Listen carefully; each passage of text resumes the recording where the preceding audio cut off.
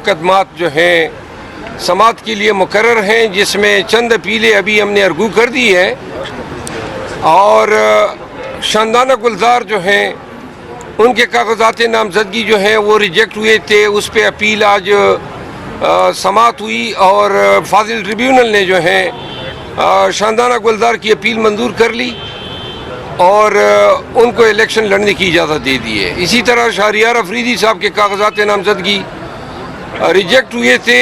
आज सैयद अतीक शाह साहब हानरेबल जज पेशावर हाई कोर्ट ने समात की और अपील अलाउ हुई है। शहरियार अफरीदी साहब भी पार्टी के टिकट पे पार्टी के पीटीआई की तरफ से इलेक्शन लड़ेंगे।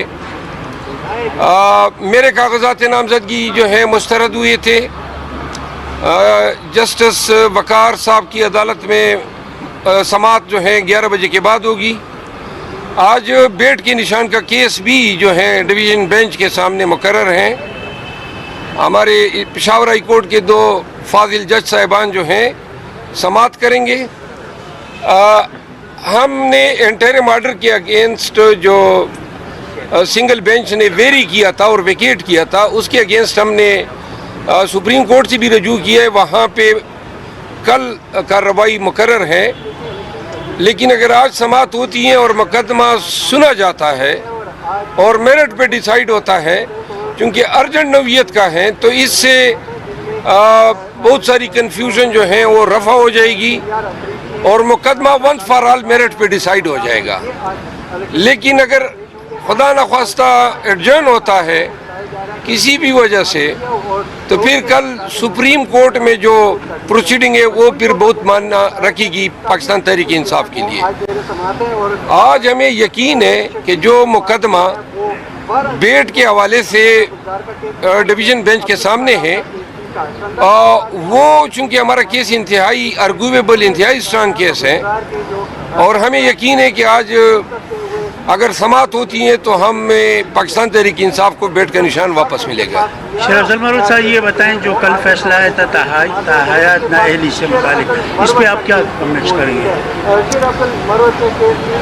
ताहयात नाअहली का जो केस है, इसमें इस हद तक हम इसको ज्यादती समझते हैं कि खान साहब की तो ताहयात नाअहली भी नहीं है, लेकिन नाअहली हैं तोशाखाना केस की सजायाबी की वजह से।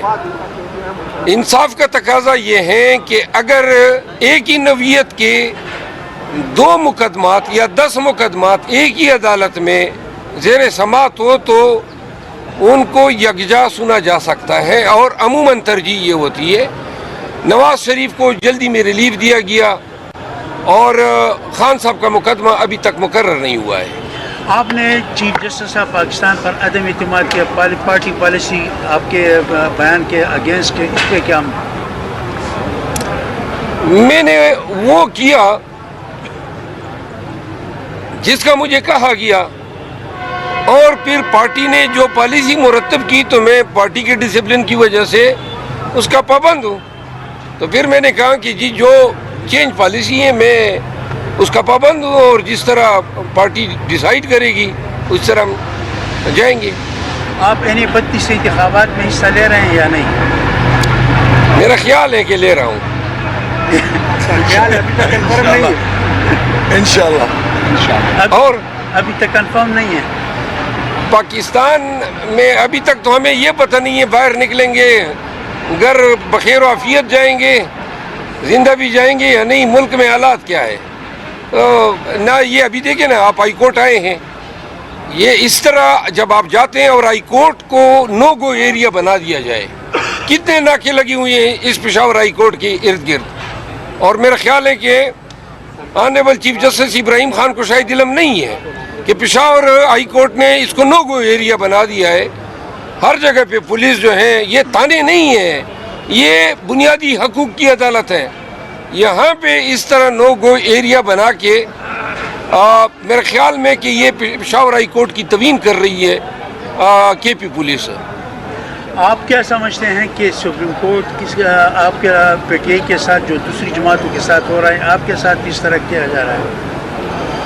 آپ کا سوال انتہائی ابہام کا شکار ہے، واضح کریں۔ مطلب جو پی ٹی آئی کے ساتھ ایک جیسا سلوک کیا جا رہا ہے سپریم کورٹ میں؟ کسی بھی عدالت میں پاکستان تحریک انصاف کے ساتھ قانون کے مطابق ٹریٹمنٹ نہیں ہو رہی ہے۔ ابھی آپ ٹریبیونل میں دیکھیں 100% اپیلیں ایکسیپٹ ہو رہی ہے، مطلب یہ ہے کہ 100% یہ سارے فیصلے غلط تھے۔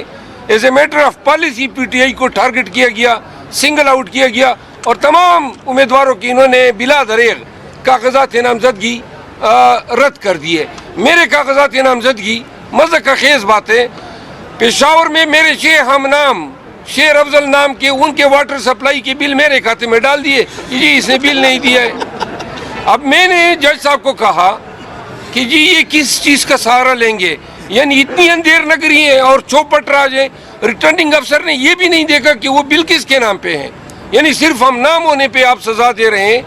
اور اسی طرح شہریار افریدی کے نامینیشن پیپر سے 2 دن قبل خفیہ پرچے کر لیے اینٹی کرپشن کے، اس کا نام ڈال دیا۔ اب کہتے ہیں وہ پرچوں کا آپ نے ذکر نہیں کیا۔ بھائی پرچے کا ہمارے فرشتوں کو بھی علم نہیں تھا کہ آپ نے پرچے کیے ہیں۔ مسئلہ یہ ہے کہ کسی ایک ریٹرننگ آفیسر پہ اپنے اختیارات کے ناجائز استعمال پہ کوئی جرمانہ لگا، لوگوں کی آنکھیں تو تب کھلیں گی نا، رول آف لا تب ہوگا۔ یہ اپیل ایکسیپٹ ہو کے کاغذات نامزدگی بحال ہونا انصاف نہیں ہے۔ جنہوں نے غلط کام کیے ان کو سزا دیں، ان کو ہتکڑی لگنی چاہیے ایسی ریٹرننگ آفیسر کو، ان کو جیل جانا۔ یہ فراڈ کیا انہوں نے الیکشن کے پروسیس میں، انہوں نے آئین کے جو مینڈیٹ ہیں اور الیکشن کمیشن کی طرف سے جو فرائض ان کو جو ہے تفویض ہوئے ہیں ان کا انہوں نے انحراف بھی کیا ہے۔ ان کا کام تھا فری، فیئر اور ٹرانسپیرنٹ الیکشن کرانا، یہ کس چیز میں لگ گئے ہیں؟ پی ٹی آئی کے کاغذات نامزدگی جو ہے امیدواران کے انہوں نے تمام تقریباً ریجیکٹ کیے۔ تو لہٰذا 2 ریٹرننگ آفیسر کو بھی اگر سزا ہو جاتی، کوئی جرمانہ لگ جاتا، آگے ابھی اور کام ہونے ہیں۔ انہوں نے ابھی پولنگ اسکیم کے ساتھ مذاق کرنا ہے، انہوں نے ابھی ڈیوٹیوں کے ساتھ ایک ہیوک پلے کرنا ہے، انہوں نے ابھی اور ڈرامے کرنے ہیں۔ اگر ان کو لگام نہ ڈالی گئی ریٹرننگ آفیسر کو، ہائی کورٹ نے اور ٹریبیونل نے ان پہ چیک نہیں رکھا، تو انہوں نے آگے 8 فروری تک بڑے بڑے ڈرامے کرنے ہیں۔ تو لہٰذا اس کا واحد علاج یہ تھا کہ ان پہ جرمانے عائد ہوتے۔ انہوں نے ان کے تمام آرڈرز جو ہے ہائی کورٹس نے اڑا دیے۔ اور بھائی ایسے آرڈر کیوں کیا آپ نے؟ اور صرف آرڈر اڑانے سے ہماری دادرسی نہیں ہوتی ہے، لوگوں نے وکلاء انگیج کیے ہیں، کوئی ہنگو سے آ رہا ہے، کوئی دیر سے آ رہا ہے، کوئی چترال سے آ رہا ہے۔